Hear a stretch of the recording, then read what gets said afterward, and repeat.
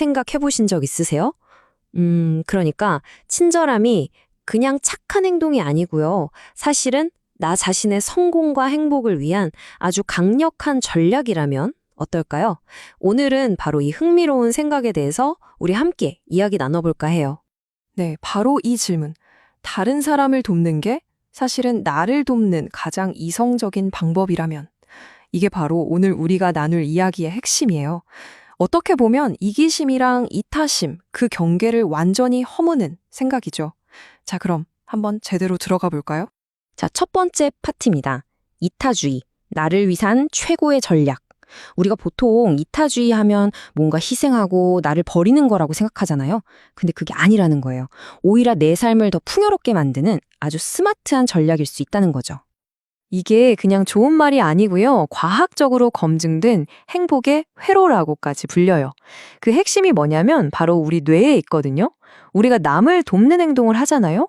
그럼 우리 뇌에서 신기하게도 행복감을 느끼게 하는 부분, 또 다른 사람과 연결되어 있다고 느끼게 하는 부분, 그리고 마음을 차분하게 가라앉히는 부분, 이 회로들이 동시에 마치 불이 켜지듯이 활성화된대요. 이게 바로 스트레스에 더 강한 마음을 만들어주는 비밀인 거죠.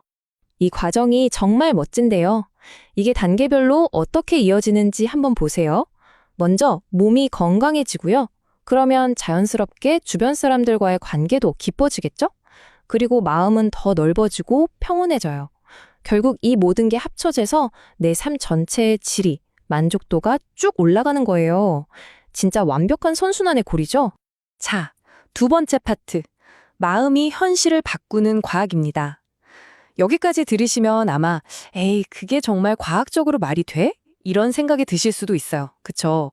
그래서 지금부터는 우리의 마음이 어떻게 물리적으로 주변 현실에 영향을 미치는지 그 놀라운 과학적 원리를 한번 들여다보겠습니다.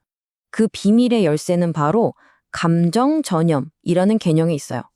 말이 조금 어렵나요? 쉽게 말하면요, 우리의 감정이 눈에 보이지 않는 파동처럼 주변 사람들한테 그대로 전달된다는 거예요. 왜 옆 사람이 하품하면 나도 모르게 하품이 나고 누가 막 웃으면 덩달아 웃음이 나는 거. 다들 경험해 보셨죠? 바로 그런 원리예요. 여기 연구 결과들을 좀 보세요. 정말 놀랍지 않나요? 이게 그냥 기분 탓이겠지 하는 수준이 아니라는 거예요. 스탠퍼드대 연구를 보면 한 사람이 불안해하면요, 몇 초 만에 주변 사람들 심장박동수까지 똑같이 올라간대요. 또 반대로 마음이 아주 평온한 사람 옆에 있으면 내 심장 리듬도 같이 안정되고 심지어 스트레스 호르몬 수치까지 떨어진다는 게 전부 다 기계로 측정된 과학적 사실이라는 거죠. 그런데 말이죠, 여기서 중요한 게 있어요. 이 강력한 연결이 언제나 좋은 쪽으로만 작용하는 건 아니라는 겁니다. 말 그대로 일방통행이 아니에요. 긍정적인 감정만 전염되는 게 아니거든요. 이 효과가 언제 약해지고 또 어떻게 부정적으로 작용할 수 있는지도 우리가 꼭 알아야 해요. 보시는 것처럼 불안이나 짜증 같은 부정적인 감정, 이것도 정말 강력하게 퍼져나가고요. 또 상대방에 대한 공감 능력이 좀 떨어지는 사람에게는 이 효과가 약하게 나타난대요.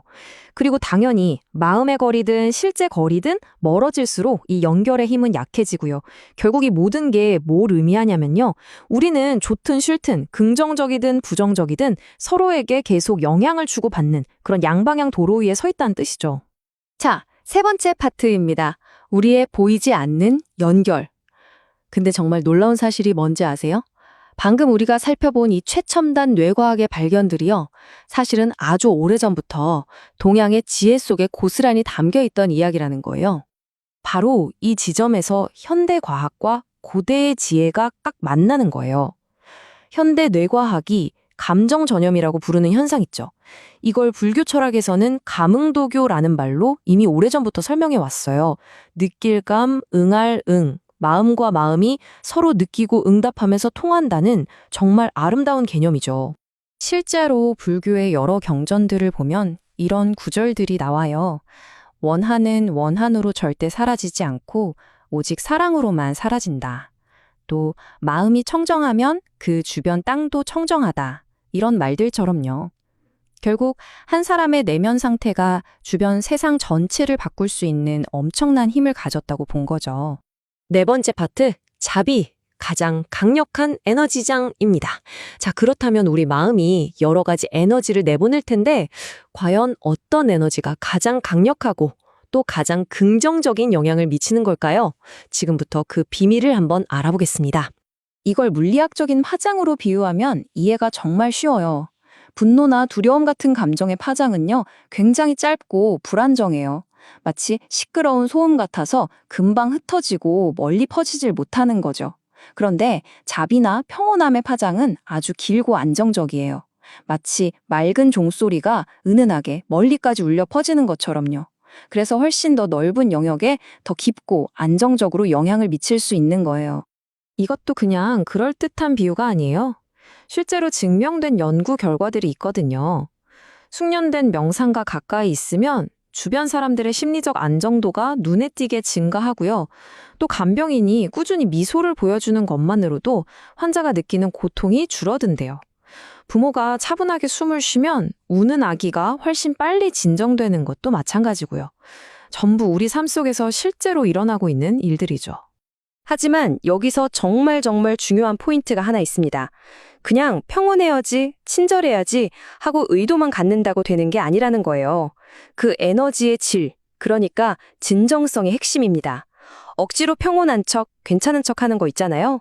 그건 오히려 미세한 불안감을 주변에 퍼뜨려서 역효과를 낼 수도 있어요.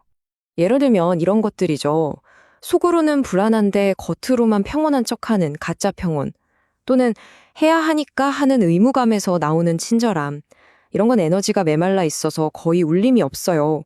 그리고 내 마음이 너무 지쳐 있을 때도 좋은 의도와는 상관없이 불안정한 신호를 보낼 수밖에 없고요. 결국 진정한 힘은요, 억지로 만들어내는 게 아니라 내 안에서부터 자연스럽게 우러나오는 꾸밈 없는 평온함, 그리고 자비심에서 비롯된다는 걸 꼭 기억해야 해요.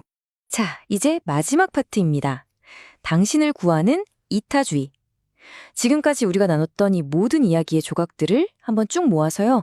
이게 바로 지금 이걸 듣고 계신 당신의 삶에 어떤 의미가 있는지 그 결론을 함께 내려보겠습니다. 결론은 이겁니다. 다른 사람을 돕는다는 건요, 사실 다른 누군가를 위한 일이 아니에요. 바로 나 자신이 마음 편히 행복하게 살아갈 수 있는 환경을 내 손으로 직접 만드는 일이라는 거죠. 내가 살아갈 세상을 더 따뜻하고 더 안전한 곳으로 바꾸는 가장 적극적인 행동이에요. 그렇기 때문에 이타주의야말로 가장 궁극적인 자기 이익이고 또 가장 현명한 생존 전략이라고 할 수 있는 겁니다. 오래된 지혜가 이걸 정말 멋지게 표현하고 있죠. 남을 이롭게 하는 사람이 결국 자기 자신을 이롭게 한다. 이건 그냥 그렇게 믿으면 좋아 하는 식의 막연한 믿음의 문제가 아니라는 거예요. 우리 모두가 서로 어떻게 연결되어 있고 어떻게 영향을 주고받으며 살아가는지 그 우주의 근본적인 작동 원리를 이해하는 것에 가깝습니다. 그래서 마지막으로 이 질문을 여러분께 남겨드리고 싶어요. 오늘, 지금 이 순간 당신의 마음은 세상에 어떤 에너지를 보내고 있나요? 그리고 바로 그 에너지로 당신은 지금 어떤 세상을 만들어가고 있나요? 한번 조용히 생각해 보시면 좋겠습니다.